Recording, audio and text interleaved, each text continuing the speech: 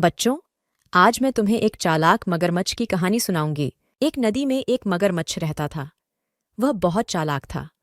बहुत सारी मछलियों को खाने के बाद उसने सोचा, क्यों न इंसानों को खाया जाए। एक दिन एक आदमी नदी में नहा रहा था। मगरमच्छ ने उसे पकड़ लिया और खींचकर नदी के अंदर ले गया। मगरमच्छ को कई दिनों का भोजन मिल चुका था, लेकिन उस आदमी को मगर ने खा लिया। यह बात आस-पास के कई गांवों में फैल गई। अब कोई भी नदी के पास नहीं जाता था। मगरमच्छ का मन बहुत परेशान रहने लगा। उसे शिकार करने का मौका नहीं मिल रहा था। एक दिन वह पानी के अंदर तैरकर मछलियों को खाने की कोशिश कर रहा था। तभी उसे पानी में एक पोटली नजर आई। मगर ने देखा, उसमें सोने के सिक्के भरे हुए थे। अब मगर को एक उपाय सूझा। उसने उस पोटली को अपनी पीठ के ऊपर रख लिया और पानी की सतह पर घूमने लगा। दोपहर के समय गांव के कुछ किसान अपने खेत में काम कर रहे थे। सूरज की किरणें सोने के सिक्कों पर पड़ीं तो वो चमकने लगे। उसकी चमक देखकर एक किसान नदी के पास आया तो उसे सोने के सिक्कों से भरी पोटली नजर आई।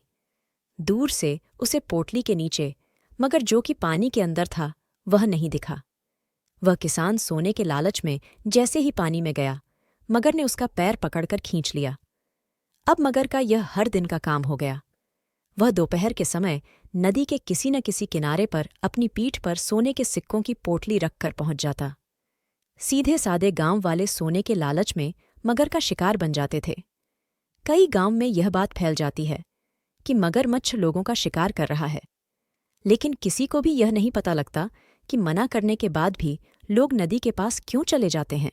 एक दिन सभी गांव वालों ने मिलकर पंचायत की। उसमें फैसला लिया गया कि नदी के किनारे पर पहरा देने के लिए गांव के कुछ नौजवान, जो दूर खड़े रहकर नदी पर नजर रखेंगे कि कोई नदी में न जाए। गांव के नौजवानों को नदी के किनारे पर खड़ा कर दिया गया। मगरमच्छ ने जब यह सब देखा तो वह कुछ दिन के लिए वहां से दूर चला गया। पोटली को उसने एक पत्थर के नीचे छुपा दिया। जब से नदी के किनारे लोगों को खड़ा किया गया, एक भी आदमी के मरने की खबर नहीं आई। कुछ दिन बाद लोग बेफिक्र हो गए। उन्हें लगा कि मगरमच्छ नदी के साथ कहीं और चला गया। धीरे धीरे नदी के आस-पास से लोग हट गए और अपने अपने काम में लग गए। कुछ दिन सब ठीक चलता रहा, लेकिन 2 महीने बाद ही फिर से गांव के लोग गायब होने लगे। इससे सब बहुत परेशान हो जाते हैं। गांव वाले इकट्ठे होकर कलेक्टर साहब के पास जाकर फरियाद करते हैं। कलेक्टर साहब शहर से 2 शिकारियों को बुलाकर नदी किनारे छिपा देते हैं। दोनों शिकारी छिपकर देखने लगते हैं कि मगर कब आता है, लेकिन कुछ दिन मगर नहीं आता। फिर वे 1-2 किसानों से बात करके उन्हें नदी किनारे घूमने के लिए कहते हैं और शिकारी छिपकर उन पर नजर रखते हैं। एक दिन मगर वहीं सोने के सिक्कों की पोटली लेकर पानी पर तैरता दिखाई देता है। सिक्कों की चमक से किसान और शिकारियों को सारी बात समझ में आ जाती है। दोनों शिकारी छिपकर पोटली के आसपास निशाना लगाकर गोलियां चला देते हैं, जिससे मगर मर जाता है। सभी गांव वालों की जान में जान आती है। कलेक्टर साहब वो सोने के सिक्कों की पोटली उन दोनों शिकारियों को इनाम के रूप में दे देते हैं।